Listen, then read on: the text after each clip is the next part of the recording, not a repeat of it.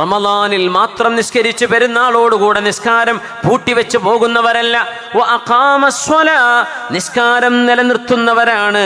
അവരെ യാത്രയിലാണെങ്കിലും കളി നടക്കുകയാണെങ്കിലും football match നടക്കുകയാണ്, ഫ്ലഡ് സ്റ്റേഡിയം നിറഞ്ഞു കവിഞ്ഞിരിക്കുകയാണ്, നിസ്കാരത്തിന്റെ സമയമായാൽ ലാ യുൽഹീഹിം തിജാറത്തുൻ വലാ ബൈഉൻ അൻ ദിക്രില്ലാഹി വ ഇഖാമിസ് സ്വലാഹ്.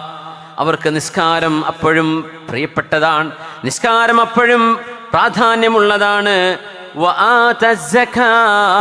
സകാത്ത് കൊടുക്കണം. ഇതൊന്നും ചെയ്യാതെ ഒരു നിസ്കാരം കൊണ്ട് മാത്രം നിങ്ങൾക്ക് രക്ഷപ്പെടാമെന്ന് വിചാരിക്കുന്നുണ്ടോ? അല്ലാഹുവിന്റെ ചോദ്യമാണിത്. സകാത്ത് കൊടുക്കേണ്ട ആളുകൾ അത് കൊടുത്തേ പറ്റൂ. വൽമൂഫൂന ബിഅഹദിഹിം ഇദാ ആഹദൂ. നിങ്ങൾ വാക്ക് പാലിക്കേണ്ടവരാണ്. നിങ്ങൾ അള്ളാഹുവിനെ വിചാരിച്ച് പടച്ചതമ്പുരാനെ മുൻനിർത്തി കരാറുകൾ ചെയ്യുമ്പോൾ അത് പാലിക്കാൻ നിങ്ങൾ ശ്രമം നടത്തണം. നിങ്ങളത് ബാധ്യസ്ഥരാണ്. നിങ്ങളെ കൊണ്ട് കഴിയാതിരിക്കുന്ന വിഷയത്തിലല്ല, നീയത്ത് വേണം ഖൽബിനുള്ളിൽ. പടച്ചവനെ, ഞാൻ കൊടുത്ത വാക്കെനിക്ക് പാലിക്കണം. നിവർത്തിയില്ലാതെ വന്നു, പെട്ടുപോയി, സാധിക്കാതെ വന്നു, അത് അള്ളാഹു പുറത്തു കൊടുക്കും.